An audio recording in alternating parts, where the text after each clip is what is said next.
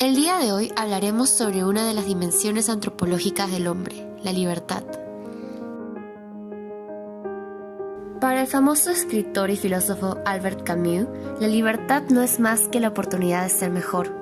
Y como sabremos, desde los inicios de la historia del hombre, nuestros antepasados han luchado y dado su vida por ella en distintas ocasiones. Incluso, hoy en día muchos la buscamos sin saber muy bien cómo definirla, pero somos testigos que la libertad es una facultad inherente del hombre. Se puede afirmar que la libertad del hombre es considerada un derecho y un valor que éste debe poseer en su libertad de actuar, pensar y decir. Sin embargo, se debe ejercer con respeto y responsabilidad moral. Según los aportes del filósofo Isaiah Berlin, podemos observar a la libertad bajo dos conceptos, uno positivo y otro negativo. Decimos que la libertad es positiva porque somos libres de controlar nuestro propio destino y escoger nuestras propias metas, pero a la vez es negativa porque no nos vemos libres de impedimentos externos y dominación o cadenas. Es decir, que nuestras metas individuales a veces entran en conflicto o resultan en la dominación sobre otros. En conclusión, Isaiah Berlin sostenía que el sentido fundamental de la libertad es estar libre de cadenas.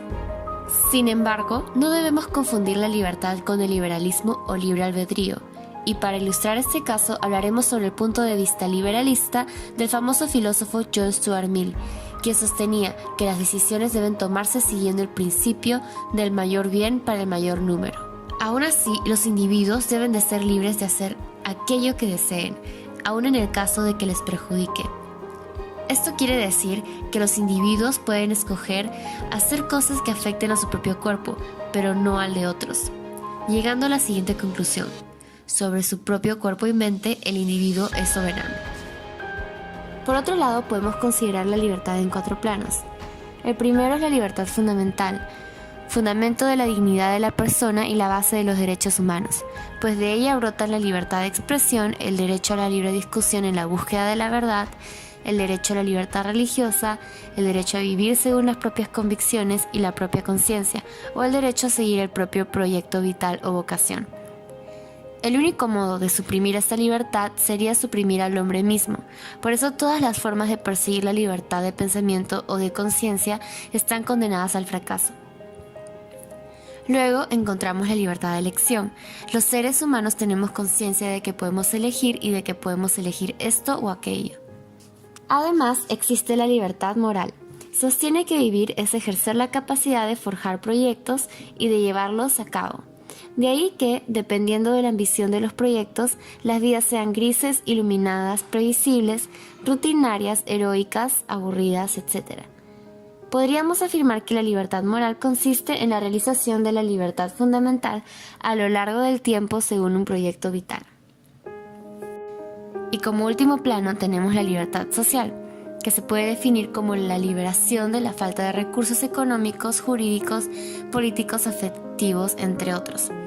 Es la liberación de la ignorancia, la pobreza, la falta de propiedad, la opresión política, la inseguridad, la soledad, etc. Podemos sostener la idea de que la miseria es la forma más grave de ausencia de libertad, porque conlleva la falta de bienes necesarios para la realización de la vida humana. A continuación hablaremos sobre los pasos hacia el acto libre. Primero debemos conocer. En este paso nos referimos a la inteligencia que conoce el fin, lo que nos permitirá deliberar ante una situación, es decir, salir de dudas después de analizar ventajas e inconvenientes de medios a emplear. Luego, la persona debe decidir entre uno de los medios que conoce para finalmente llevarlo a la realización, que supone poner en práctica lo decidido. Finalmente, si no se consigue lo deseado, se debe rectificar el acto. Sin embargo, lo más importante dentro del acto libre es tener en cuenta las posibles consecuencias. Para resumir y concluir el video, la libertad es la capacidad del ser humano de decidir por sí mismo. Es poder dirigir y gobernar nuestras acciones. Más que tener libertad, hay que decir que el hombre es libertad, ya que es un ser libre.